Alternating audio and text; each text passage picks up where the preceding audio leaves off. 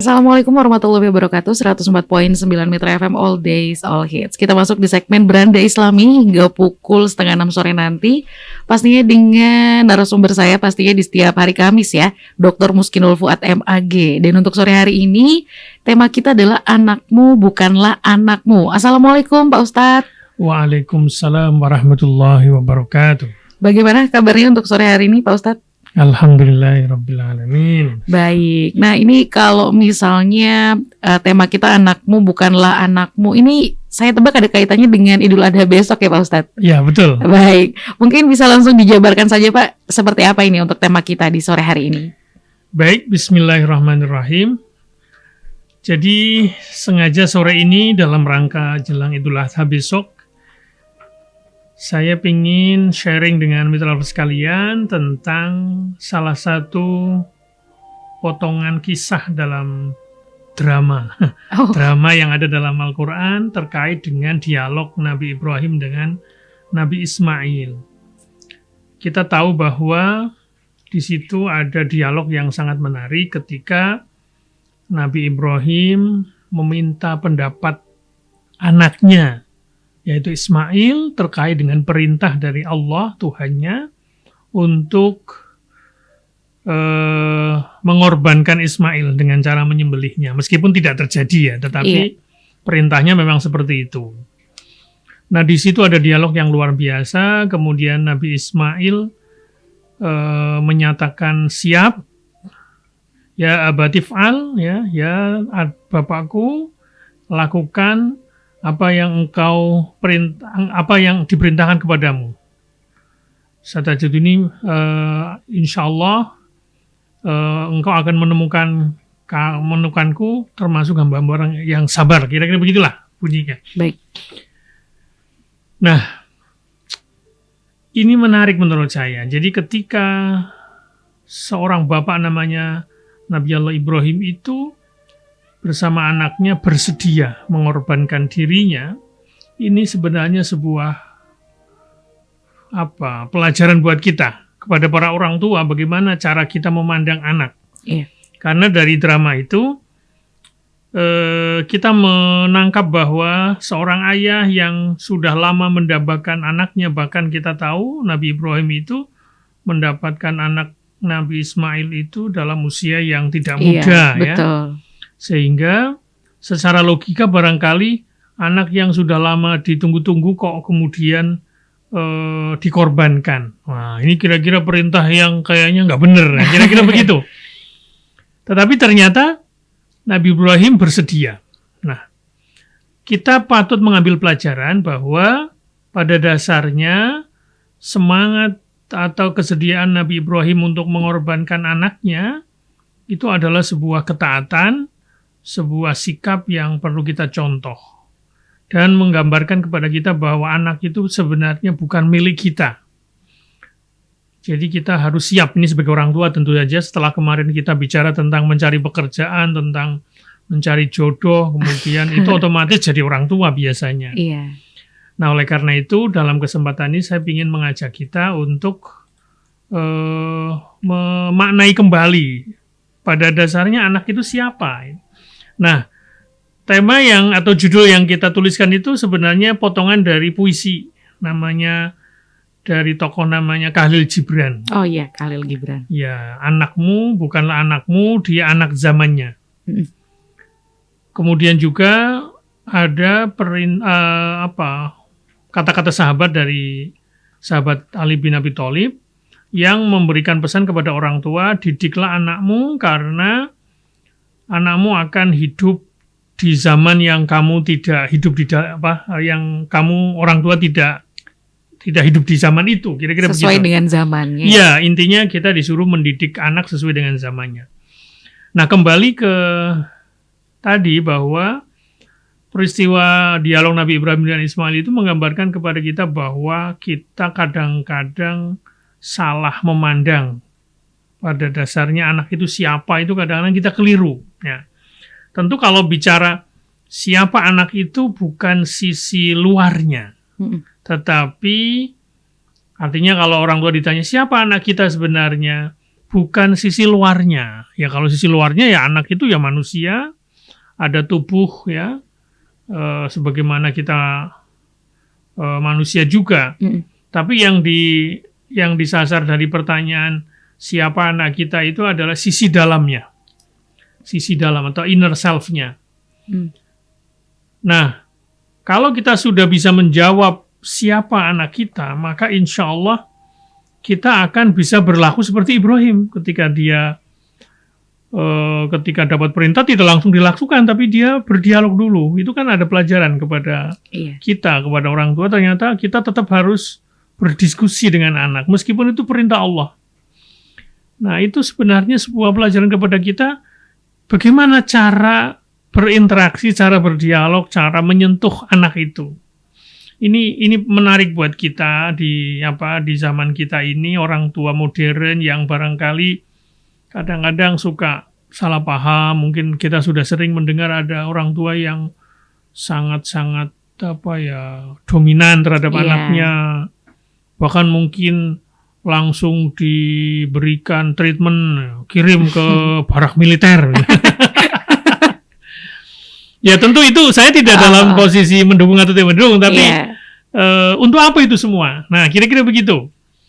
Karena kalau kita tidak punya pemahaman yang mendalam tentang siapa anak kita ini, tentu mustahil bagi para orang tua untuk dapat memperlakukan anaknya dengan tepat. Iya. Nah, kadang-kadang mungkin dia cenderung memaksakan kehendaknya. Mungkin sering ya di era modern sekarang ini orang tua, nak kamu renang ya, kamu les ini ya, kamu les itu ya. Nah, misalnya seperti itu. Berarti kan orang tua itu tidak memahami bagaimana jiwa anak itu. Artinya, tanpa pemahaman yang pas tentang siapa anak itu, cenderung orang tua akan memperlakukannya dengan salah terhadap anaknya. Pemahaman yang sempit tentang siapa anak itu akan melahirkan perlakuan yang sempit pula. Perlakuan yang salah, perlakuan yang kurang tepat. Itulah relevansi tema kita, anakmu bukanlah anakmu. Baik. Ya tentu kita boleh, ya itu anakku kok. Maksudnya hakikatnya. Pada dasarnya itu kan titipan dari Allah. Bukan, meskipun itu mohon maaf ya, itu lahir dari seorang ibu, bukan berarti itu miliknya. Itu amanah. Ya. Kadang masih banyak yang salah mengartikan ya Pak Ustadz. Iya. Nah oleh karena itu ini perlu kita uraikan, perlu kita posisikan. Ya memang umumnya orang tua itu kalau mendekati anaknya itu ada 3 jenis ya. Ada yang polanya dominasi, ya sangat memaksakan kehendaknya. Ada yang ekstrim, kalau tadi ekstrim kanan ya, sangat menekan anaknya. Yang berikutnya yang ekstrim kiri, sangat membiarkan. Mungkin justru ini yang kayaknya berangkat dari puisi Khalil Gibran ini, anakmu bukan anakmu, dia anak zamannya. Karena anak zamannya kita biarin, bukan itu. Nah, ternyata ada orang yang seperti itu. Saya pernah mendengar dari seorang narasumber nih. Orang tua yang misalnya anak gadisnya kalau jam 9, jam 10 malam belum pulang tidak dicari. Dibiarkan. Tapi kalau ayamnya jam 5 belum masuk kandang dicari. Ya itu berarti terlalu perbandingan banget. Liberal, terlalu pembiaran. Tentu yang pas itu yang tengah-tengah. Baik. Yang namanya moderat. Tidak terlalu dominan, tidak terlalu memaksakan kehendak kepada anaknya, meskipun itu barangkali sesuatu yang baik ya, menurut versi orang tua. Semuanya harus didekati dengan secara ya persuasif. Nah, kalau tidak bisa kita sebut demokratis lah, kira-kira begitu ya. Itulah menurut saya satu aspek pelajaran yang bisa kita ambil dari dialog Nabi Ibrahim dengan Nabi Ismail ya. Baik. Jadi ketika mereka berdua antara ayah dengan anaknya berdialog, bahkan untuk melakukan perintah Tuhan pun Nabi Ibrahim kayak minta pendapat. Nah, berdiskusi dulu. Diskusi dulu.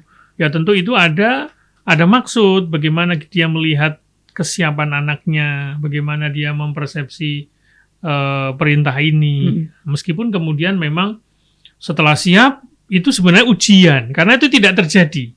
Jadi kalau kita sering mengatakan, oh Ibrahim menyembelih Ismail itu salah. Karena tidak terjadi kan. Iya. Yang betul itu Ibrahim diuji dengan kesiapannya untuk mengorbankan anaknya. Ternyata lulus. Nah, dan akhirnya Allah mengganti Ismail dengan kambing, dengan domba. Dan itulah kemudian dilestarikan dalam ajaran Islam dengan ibadah kurban yang besok akan kita lakukan. Jadi kalau ibadah kurban itu kayaknya sering kita bahas ya. Saya sengaja sore ini ada di konten sebelumnya antara kurban versus akikoh ada itu. Oh. Saya nggak tahu, nanti dicek lagi. Kayaknya ada. Tetapi saya ingin mengambil angel bahwa dari peristiwa kurban ini kita bisa melihat dari sisi bagaimana orang tua memperlakukan anaknya. Begitu Mbak Momo sebagai pengantar dari saya. Baik, nah itu tadi Mitra Lovers ya, pengantar singkat mengenai tema kita di sore hari ini, anakmu bukanlah anakmu. Hingga pukul 5:30 sore nanti di Beranda Islami. Dan untuk Mitra Lovers yang mungkin ingin bertanya terkait tema kita di sore hari ini, kalian boleh untuk langsung bergabung melalui WhatsApp online kami di 0813-2615-1049. Tetap bersama kami di Mitra FM All Days All Hits. Baik Mitra Lovers, kita kembali lagi di segmen Beranda Islami, pastinya dengan tema untuk sore hari ini yaitu anakmu bukanlah anakmu. Tadi dijelaskan oleh Pak Ustadz mengenai ekstrim kiri dan ekstrim kanan tadi ya Pak Ustadz ya. Iya. Itu sebenarnya bagaimana Pak untuk kalau kita lihat zaman sekarang gitu ya? Ya, itu sebenarnya maksudnya ekstrim kanan itu dia dalam posisi sebagai orang tua terlalu memaksakan kepada anaknya. Oh, oke. Ya, terlalu dominan, terlalu keras. Misalnya dia melakukan kekerasan, dia memukul. Karena orang seperti itu biasanya pikirannya, wah ini kan anakku, maka terserah aku dong mau diapain. Oh iya, baik. Nah, itu namanya ekstrim yang dalam pengertian terlalu ekstrim ya. Terlalu memiliki, terlalu keras, terlalu mendominasi. Kalau sedangkan yang ekstrem kiri itu dia terlalu membiarkan. Jadi anaknya itu dibiarkan, tidak terlalu diarahkan, tidak dibimbing, tidak dididik dengan baik, tapi biarkan saja. Jadi hanya tanggung jawab secara finansial mungkin ya. Nanti selebihnya mungkin terserah deh. Jadi seolah-olah orang tua itu kayak nggak berfungsi pendidikannya. Jadi terserah anaknya mau bergaul sama siapa terserah. Oh iya. Mau baca apa, mau nonton apa terserah. Itu namanya terlalu pembiaran. Itu yang dimaksud dengan ekstrim kiri. Tentu saja yang paling tepat itu ekstrim kan, bukan ekstrim, yang tengah-tengah, yaitu yang moderat. Kenapa moderat? Karena dia punya cara pandang yang benar tentang anak itu. Nah, ini yang akan kita jawab. Baik. Jadi sebenarnya anak itu siapa sih? Ya tentu saja anak itu manusia ya. Manusia seperti kita orang tua. Jadi anak itu bukan setengah manusia. Dia itu manusia memang yang belum dewasa betul, tetapi dia manusia yang utuh. Ya. Tentu kita harus kembali apa itu manusia itu. Nah tentu saja anak hadir itu adalah memiliki landasan eksistensial. Jadi kenapa dia harus hadir? Ya intinya anak itu manusia, dia hadir dalam konteks bagaimana dia harus bisa mengenal Tuhannya. Jadi nanti anak ini akan kita arahkan untuk bersaksi bahwa Allah itu adalah Tuhannya. Kemudian anak ini juga harus tahu tugas utamanya apa sebagai manusia. Tentu yang pertama adalah dia harus mengabdi kepada Allah. Nah, Ismail itu sudah dalam taraf seperti ini pemahamannya. Ketika dia ditanya oleh bapaknya Ibrahim, dia menjawab, ya abatif al ma tu'mar, ya kan? Jadi ya bapakku lakukan apa yang kau disuruh oleh Allah itu. Satajiduni insyaallah minas sabirin. Maka nanti kamu akan menemukanku termasuk orang-orang yang sabar. Nah ini berarti kan dia sudah pemahamannya. Ya, pemahamannya luar biasa. Secara eksistensial itu si Ismail itu adalah manusia yang bisa mengakui Tuhannya, dia tahu posisi dirinya, ya kan? Dia harus mengabdi. Kemudian manusia itu juga menjadi wakil Allah di bumi yang disebut dengan khalifah. Nah, manusia itu adalah puncak dari kreasi Allah sebenarnya. Artinya makhluk yang paling sempurna, yang terakhir yang diciptakan Allah itu adalah manusia. Baik. Habis itu nggak ada lagi, ya kan? Iya. Nah, oleh karena itu kita harus menjawab manusia itu siapa. Ya, sama dengan pertanyaan anak itu siapa. Nah, oleh karena itu tadi sudah kita jawab, dia itu manusia, dia hadir di muka bumi dalam rangka mengenal Tuhannya. Kemudian dia punya misi hidup, yaitu sebagai hamba Allah, kemudian sebagai khalifah. Nah, tugas kita sebagai orang tua ngapain kalau begitu? Nah, tugas kita sebagai orang tua itu adalah memfasilitasi anak agar bisa berkembang sesuai dengan fitrahnya. Jadi manusia itu, atau anak kita lahir sebagai manusia, dia itu fitrah, punya kecenderungan yang positif. Punya bawaan ya. Nah, bawaannya itu adalah kalau kata hadis itu kullu mauludin yuladu 'alal fitrah. Jadi setiap anak itu dilahirkan secara fitrah. Artinya dia sudah punya bawaan untuk bertauhid. Dia mengenal Tuhannya. Fa'abawahu, tapi kemudian orang tuanya lah yang membuat anak itu seorang Yahudi. Fa'abawahu yuhawidanihi au yunassiranihi au yumajjisani, ya. Jadi orang tua yang akan membuat yang tadinya fitrahnya fitrah berketuhanan atau fitrah Islam, ya. Kemudian orang tua itu membuat anaknya itu menjadi seorang Yahudi, Nasrani atau Majusi. Hadis riwayat Bukhari. Artinya secara benih anak itu sebenarnya sudah Muslim, sudah mengakui Tuhannya. Tapi kemudian orang tua, lingkungan itu yang akan membuat apakah anaknya itu akan tumbuh sesuai fitrahnya atau tidak. Itulah tugas kita sebagai orang tua Muslim. Jadi bagaimana menjaga anak kita yang sudah baik, yang sudah suci, yang sudah punya fitrah ini berkembang sesuai dengan fitrahnya. Meskipun lingkungan hari ini semakin berat, ya. Betul. Lingkungan ini semakin berat, ya. Oleh karena itu, mari mitra sekalian, dengan apa yang dicontohkan Nabi Ibrahim kepada Nabi Ismail itu, bagaimana dia mendekatkan anaknya dengan Tuhannya, itu menjadi pelajaran buat kita bahwa anak kita ini harus didekatkan dengan agama supaya dia kenal Tuhannya.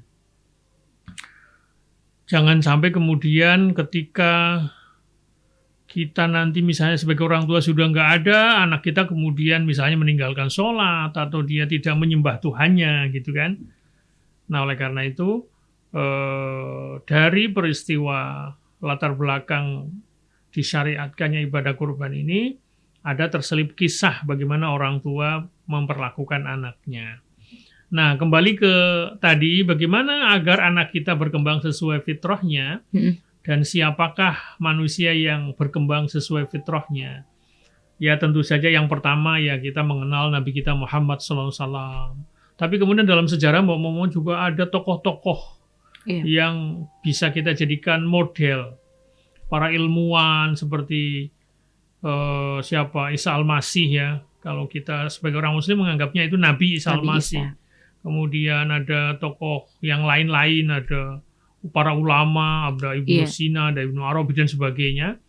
Para intelektual Muslim itu juga kita anggap sebagai manusia yang ideal, manusia yang bisa kita jadikan model, gitu ya. Nah, ini menjadi pelajaran buat kita bahwa anak kita ini harus diarahkan menjadi sosok yang apa bahasa kita ya intinya berkembang, ya. Berkembang spiritualnya, berkembang kecerdasan intelektualnya, sosialnya dan seterusnya.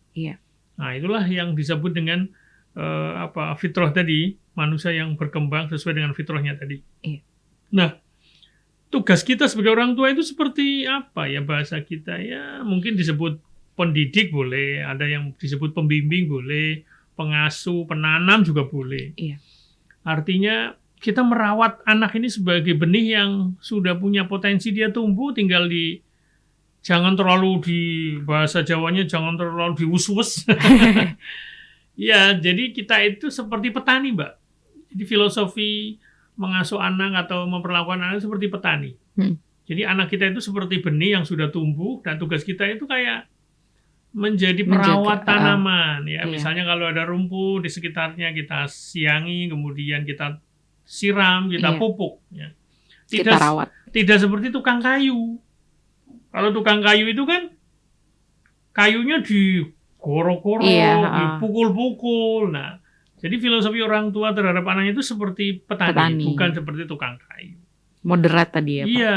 Nah, anak itu adalah benih dari tanaman yang kita harapkan akan tumbuh dengan akarnya yang menghunjam ke bumi, Mbak. Kemudian cabang-cabangnya menjulang ke atas, ke langit.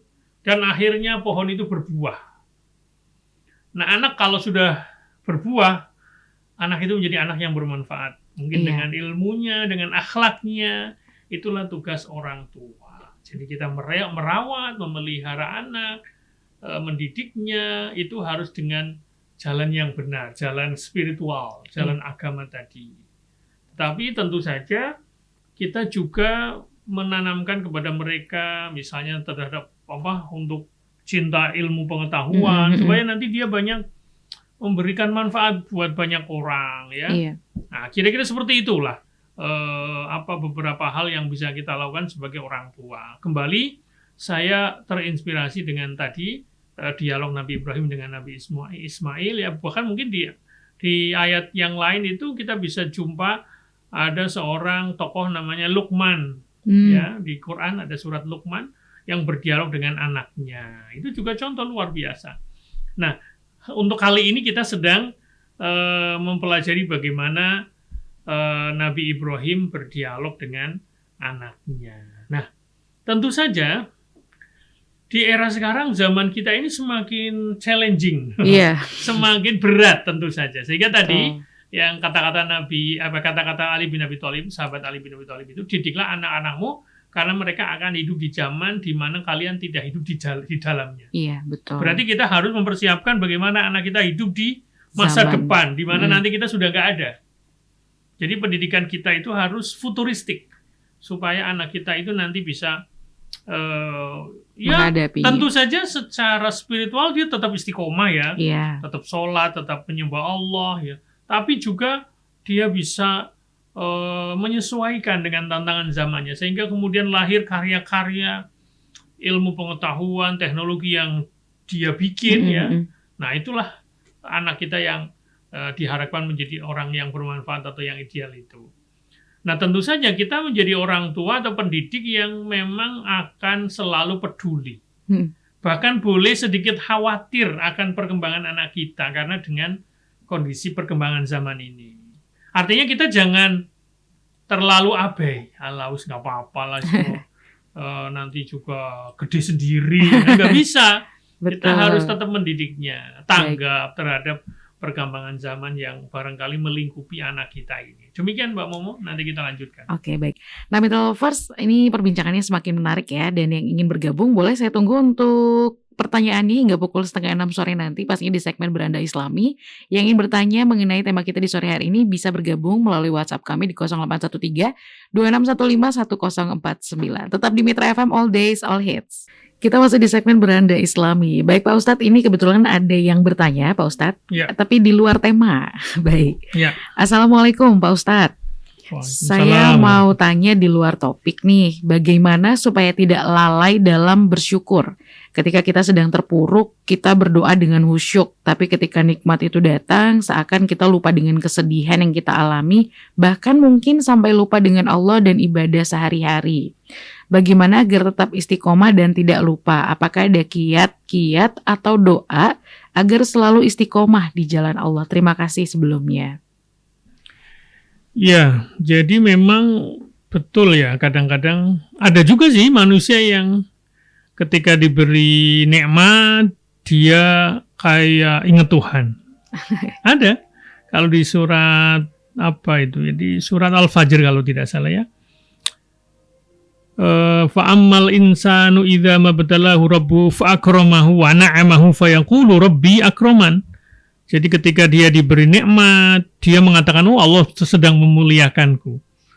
Wa amma idza mabtalahu faqadara 'alaihi rizqahu fayaqulu rabbi ahanan. Dan ketika dia disempitkan rezekinya, barangkali diuji, maka kemudian dia mengatakan, oh Allah sedang menghinakanku. Nah, tapi kalau ini sebaliknya kan, kalau pertanyaan ini kan, jadi kalau dapat nikmat dia lupa, kalau lagi mungkin dapat ujian, lagi rizkinya lagi sempit, dia malah nangis-nangis ya doanya. Iya. Nah, ini dua hal ini bisa terjadi. Jadi pertanyaan tidak salah ya, tapi kalau kita lihat memang potensi ini ada pada kita semua. Jadi oleh karena itu menurut saya ya kita harus tahu pandangan hidup kita yang benar. Jadi hidup kita ini sebenarnya berawal dari cara pandang. Termasuk tadi persoalan anak itu kan cara pandang terhadap anak. Kenapa ada orang tua yang keras terhadap anak? Karena cara pandangnya. Kenapa ada orang tua yang demokratis? Karena cara pandangnya. Baik. Nah, oleh karena itu sama. Kenapa ada orang yang ketika diberi nikmat dia lalai, kemudian kalau diberi ujian malah dia jadi nangis-nangis gitu ya, dan sholatnya jadi khusyuk ya. Ya itu karena cara pandangnya. Dikiranya ketika diberi nikmat itu bukan ujian, padahal itu juga ujian karena membuat lalai kan. Maka ya kalau menurut saya sering ngaji lah, sering baca buku lah, sering menghadiri kajian, sering dengerin betapa istiqomah itu menjadi penting. Artinya istiqomah itu pribadi yang kalaupun dapat pujian dia tidak akan tinggi. Ya, tidak akan lupa daratan. Kalau dapat cacian juga dia tidak akan jatuh. Maka ada istilah tidak tumbang kalau dicaci ya kan. Tidak terbang kalau dipuji. Nah, menurut saya pada dasarnya kembali ke kita masing-masing untuk kemudian dalam menjalani hidup ini ritmenya harus betul-betul dijaga. Artinya mungkin dengan asupan ilmu, asupan ya ibadah tadi ya. Insya Allah kalau orang ibadahnya disertai dengan pemahaman, dia tahu bahwa ketika dapat nikmat itu kita harus bersyukur kan, tetap dikembalikan kepada Allah. Syukurnya dengan cara apa? Dengan ibadah. Maka makna syukur tadi apa sih? Syukur itu sebenarnya kan menyampaikan penghargaan kita kepada Allah atas nikmat yang diberikan kepada kita. Tapi kalau dapat ujian, kita sabar, ya kan? Bahwa Allah sedang menguji kita. Nah, oleh karena itu menurut saya lagi-lagi ya doa pasti ya. Ya mungkin secara umum kita bisa doa misalnya Allahumma tsabbit qalbi 'ala dinik wa ta'atik misalnya ya. Kita minta ditetapkan hati. Selalu menempuh agamamu dan taat kepadamu. Nah, kira-kira begitu. Jadi kita minta istiqomah, tapi tentu saja minta istiqomah tidak cukup. Kita harus melakukan atau mempraktikkan istiqomah. Dalam pengertian tadi, bahwa ujian itu ada dua hal, ada yang menyenangkan, ada yang tidak menyenangkan. Maka kalau kita semakin memahami bahwa ketika kita dapat nikmat itu tidak bisa dijadikan alasan kemudian kita lupa Tuhan, lupa ibadah. Berarti kita nggak bersyukur dong. Nah, mari kita maknai ajaran syukur itu apa. Nah, kalau lagi sedih, lagi dapat musibah, nangis-nangis, sholatnya khusyuk, itu kan berarti pemahaman tentang musibah. Tapi jangan lupa kita juga harus memahami tentang nikmat, tentang syukur, ya kan? Nah, kira-kira begitu. Jadi nggak akan lalai kalau orang-orang yang memahami pentingnya bersyukur ketika kita dapat hal-hal yang menyenangkan. Begitu, Mbak. Oke. Baik, terima kasih untuk yang sudah bergabung bertanya ya. Ini hanya nomor saja. Ya, nggak apa-apa. Oke, baiklah.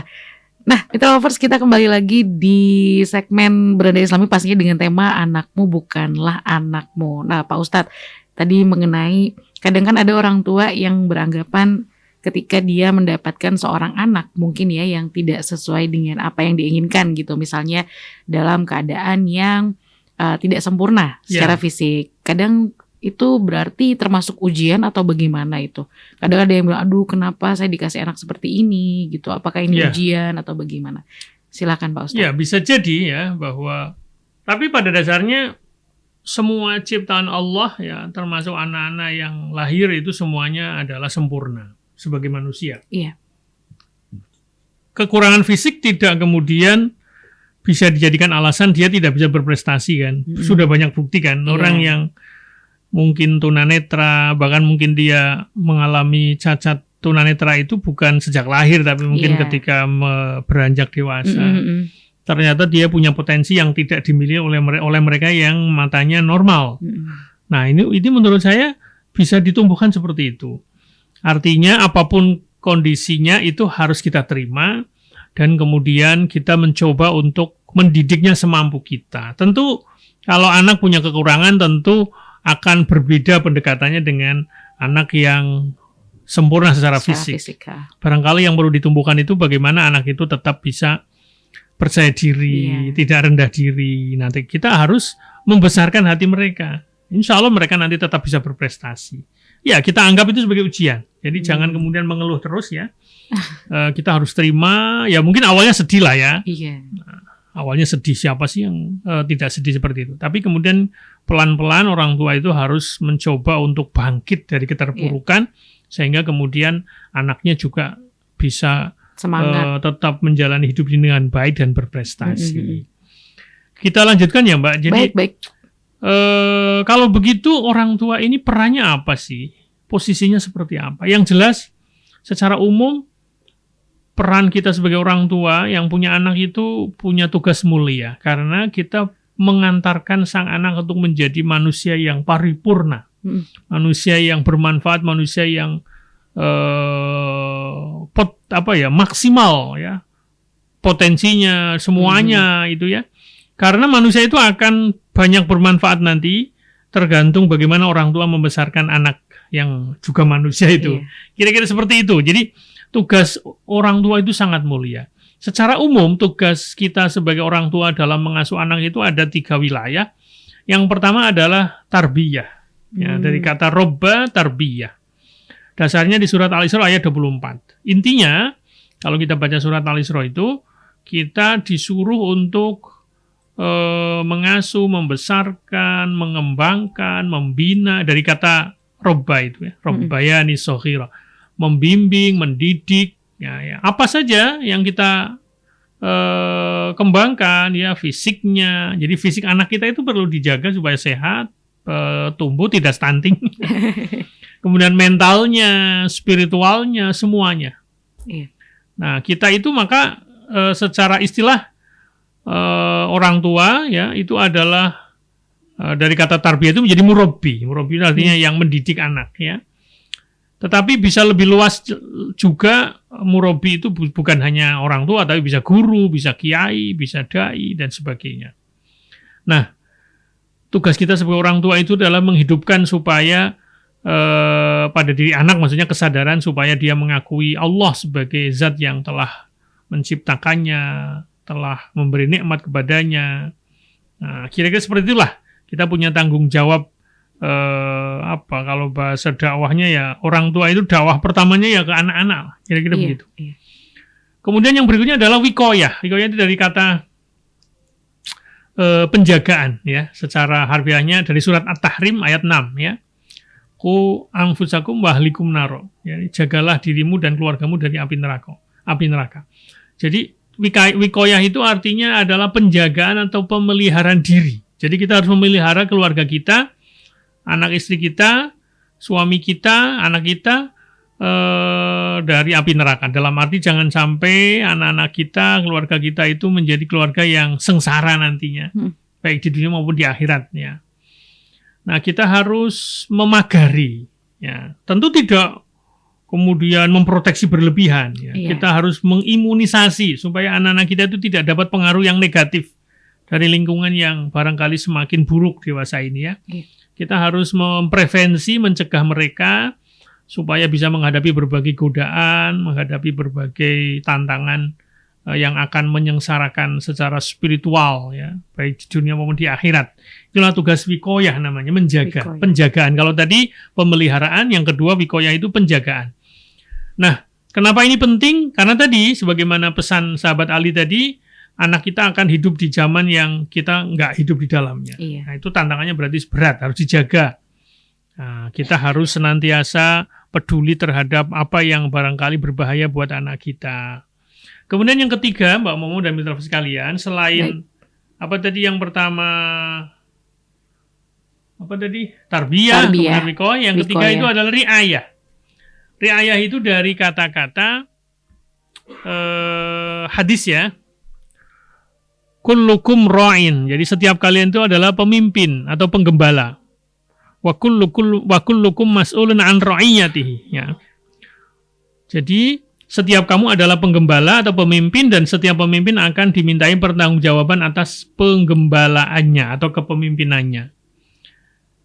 Bahkan dalam makalah yang lain ya, ini kata-kata sahabat atau ulama, sesungguhnya Allah akan meminta tanggung jawab setiap penggembala atau pengasuh dari apa yang diasuhnya, apakah ia memeliharanya atau menyia-nyiakannya.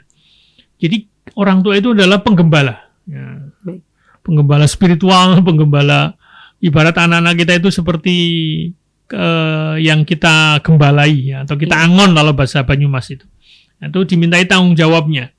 Apakah kita akan memeliharanya atau menyia-nyiakannya. Nah, karena kita adalah gembala, ya tentu maknanya gembalanya gembala spiritual. Ya. Ini agak mirip dengan tradisi gereja ya. Nah, kalau pendeta itu kan penggembala, Romo itu penggembala. Nah ini agak mirip ternyata. Dalam hadis itu ada kullukum ra'in. Kalian semua orang tua itu adalah penggembala. Ya. Nah oleh karena itu kita juga penggembala di rumah ya. Yang kita gembalakan itu anak-anak kita. Nah tugas kita itu adalah tentu saja gembalanya tadi maknanya gembala spiritual, bukan semata-mata fisik ya, kita mengasih makan bukan ya. Itu hanya salah satu saja. Kita perlu mengasah kepekaan dan kesadaran spiritual anak-anak kita. Kita sebagai orang tua juga harus latihan dan menyelami hidup kita supaya lebih bermakna. Berbagai kejadian itu harus kita rasakan betul, sehingga nanti kemudian ketika kita menanamkan hal yang sama ke anak itu juga nyampe. Bagaimana Nabi Ibrahim tadi. Kita harus merasakan kehadiran dan peran Allah dalam hidup kita. Nah, ini namanya kecerdasan spiritual. Kemudian kita harus menjadi cahaya bagi keluarga kita. Ini juga menjadi PR kita sebagai orang tua. Nah, kemudian secara lebih luas lagi sebenarnya fungsi kepengasuhan yang tadi dijalankan oleh orang tua itu barangkali bisa kita maknai secara lebih luas. Kita juga bisa melihat bahwa guru di sekolah, guru ngaji dan sebagainya, itu juga gembala bagi muridnya, kemudian pemimpin terhadap rakyatnya, dai terhadap jamaahnya, nabi terhadap umatnya. Makanya para nabi itu dulu kebanyakan itu penggembala kambing, Mbak. Termasuk Nabi kita Muhammad SAW. Jadi para nabi itu sebelum diangkat itu dia jadi penggembala dulu. Karena itu kayak latihan. Apalagi besok korban ya. Korban itu kan yang digembala itu kambing misalnya, atau yang dikorban atau sapi dan seterusnya. Jadi agak berbeda memang dengan orang tua. Kalau orang tua itu selain gembala tapi juga dia ngasih makan dan seterusnya. Kalau guru mungkin lebih gembalanya gembala spiritual, gembala intelektual dan seterusnya.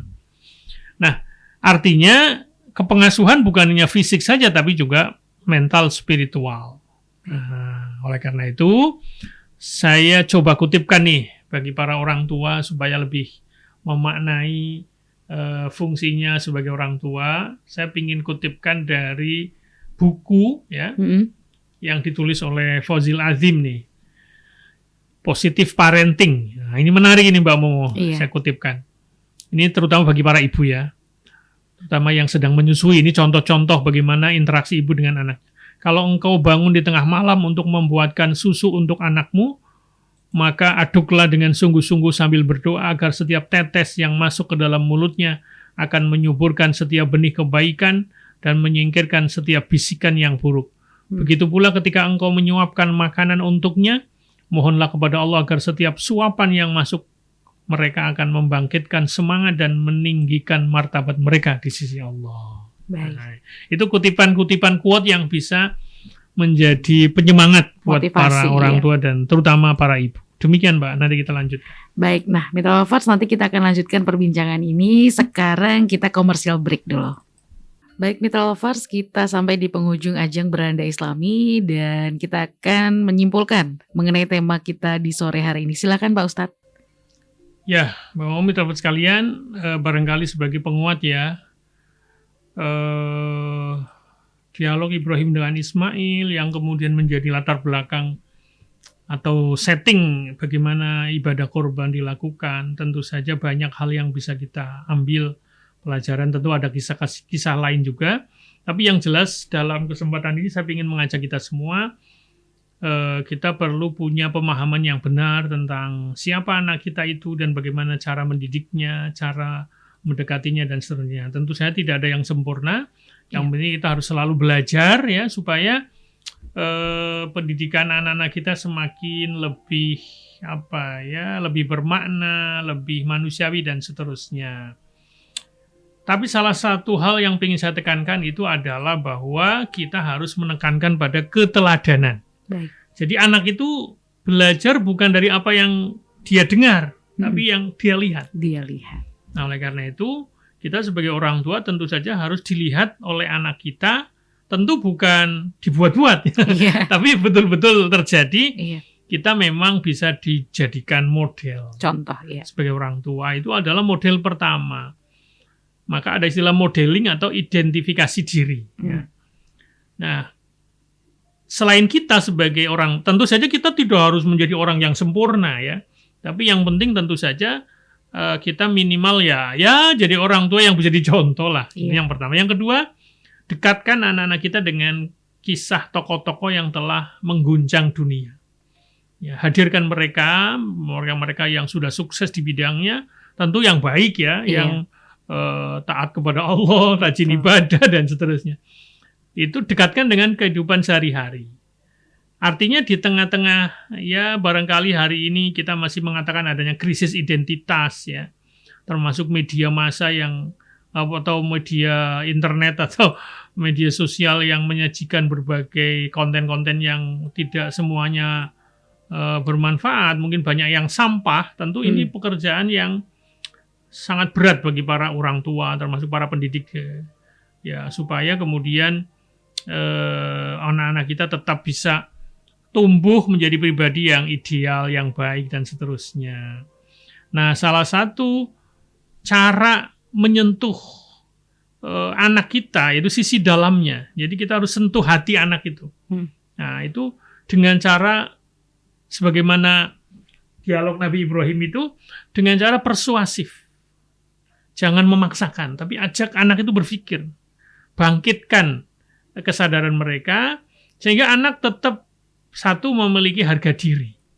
Jadi anak itu perlu ditumbuhkan harga dirinya. Jangan direndah-rendahkan, apalagi dipukul ya.